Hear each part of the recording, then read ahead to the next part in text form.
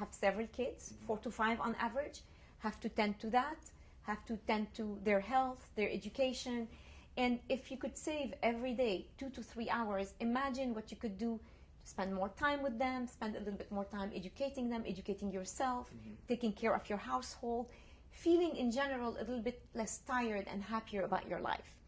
And we're hearing lots of anecdotal evidence on what people are doing. Sometimes you go to these villages and you see a little tomato stand and you're seeing women with their cell phone, you know, trying to find out what's going on in that little province, going on the website. It has helped a lot increase the education and the awareness of where that person is compared to the bigger country, compared to the continent, compared to the world.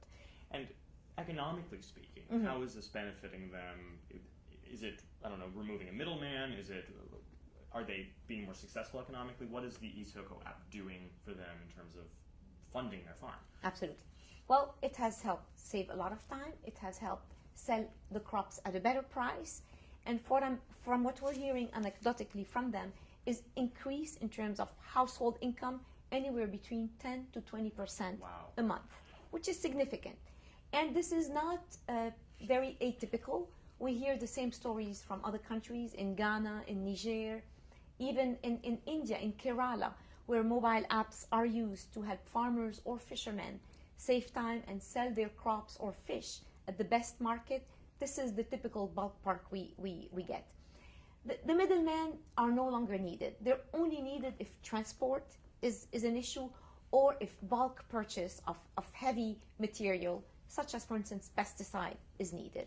Just to clarify, a middleman in this case would be? A middleman would be somebody who comes to that village, who goes to each one of the farmers, and who buys their crops ahead at perhaps half the price they could sell it. They would be manipulating the women on these farms? Absolutely. And they would be buying the goods for a much cheaper price than the women would sell it at. One of the Minister of Gender and Family Protection in Rwanda said that ICT has changed the way that women do business. Do you agree with that assessment? I totally agree with that. It has helped them be more empowered. They're making their own decision. They're not submissively giving their crops to the middleman. They're also much more knowledgeable about their own system, their own village, who's who. They are more connected to the local supply chain. And for bigger cooperatives, which are exporting, let's say, tea or coffee, Rwanda is a big coffee exporter. Down on K Street, we have Bourbon Cafe. It all comes from there, from Rwanda. Yeah. And it has helped empower them around the world and their knowledge of that, of that space they're they're not in. only trading within Rwanda, they're trading internationally. Absolutely. And it's breaking down some of those international barriers. Absolutely. But there are, to continue on the frame of barriers, and we talked about a little bit about these earlier, women are still, a large population are illiterate. They can't necessarily read what's on these apps, even if they have access to them. There's experience skills. They don't know how to use these new mobile apps. So how are you, as the World Bank and the eRwanda project, how are you breaking down some of these barriers? That's excellent. And when I hear my clients, when I visit Rwanda, when I go to the markets and I talk to women, a lot of them need interpreters because they don't understand English, so they're speaking Kenyan Rwandan. What I think the mobile phone gave them is an appetite to learn, an appetite to make sure their own daughters and sons are not illiterate. So what we're seeing is an increased demand for basic education. What we're also seeing is the younger generation who learns much faster, the teenage girls, the teenage boys, trying to make a concerted effort to help their parents.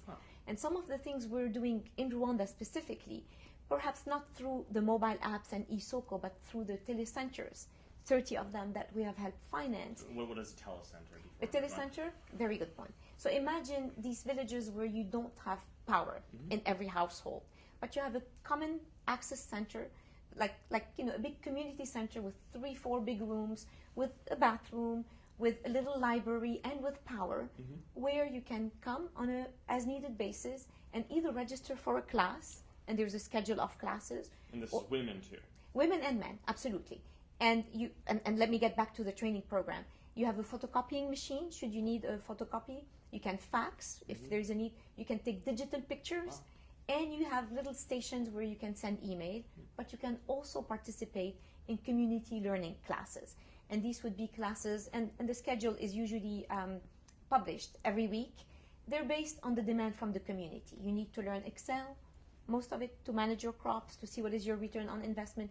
You want to learn how to use email, you want to learn how to do Word, you want to learn English online using computer-assisted training. Little program apps. Absolutely. There's lots of CDs there on how to learn different languages. There's very good digital libraries that our project helped finance. But you also have the longer classes, the 1 week long class, the 2 week long class, after which you get a test, and if you pass the test, you get what you call a driving license for ICTs. It's very standardized. Yeah. They use the same thing in Finland. Huh.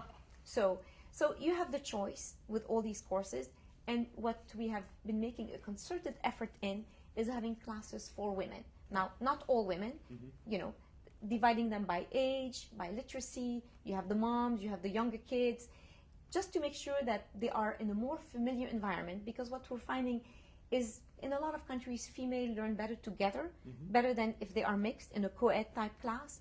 So we're having classes for women, and we find that the older women, who are the most resistant to technology because they have the most fear in them, are learning best that way. In a community with other women. Absolutely. And so, looking at these telecenters, who are training these individuals? Are they members from the community? They're members from the community, but they're also hired professional trainers. By the World Bank is By- training them. Right, absolutely. And some of them are government employees. Every telecenter has a telecenter manager, has 1 or 2 ICT experts to fix the PCs, to make sure there are no viruses, that that everything is used correctly. And from time to time, you get a specialized trainer to provide a specialized course. We also use these community centers for movies, because there's electricity there. So from time to time on Saturdays, they show movies, and the whole community gathers there. So it's beyond merely being a training facility for these mobile apps, it's also creating somewhat of a sense of community, a sense of culture. Absolutely, absolutely, like a cultural center. And let me add that in addition to these 30 centers, we have financed 4 buses. Now, you would say, bus? What is a bus? What is So think of these American school buses. They're also yellow buses. But inside, you have 2 rows, just 2 rows, where the windows are, with the laptops. So 10 on each side, so it accommodates for 20 students. Wow. You have a big video screen right behind the driver. And we have had courses there. This is like a mobile bus, if you will, going around in the areas which are a little bit more remote than the 30 province capitals.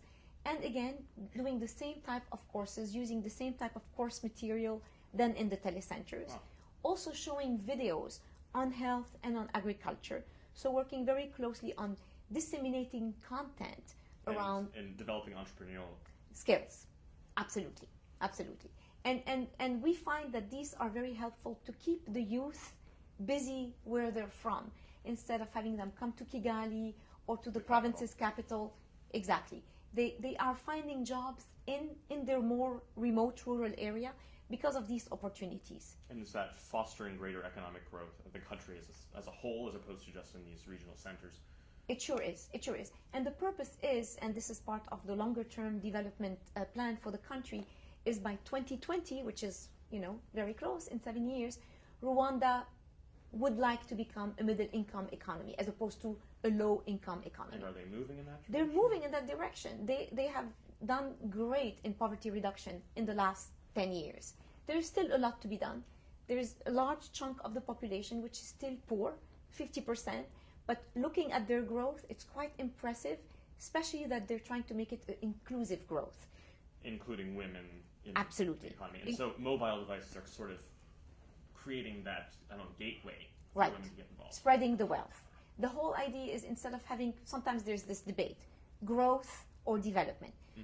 Growth like centralized in the hands of a few versus distributing the growth, distributing the wealth in an equitable manner.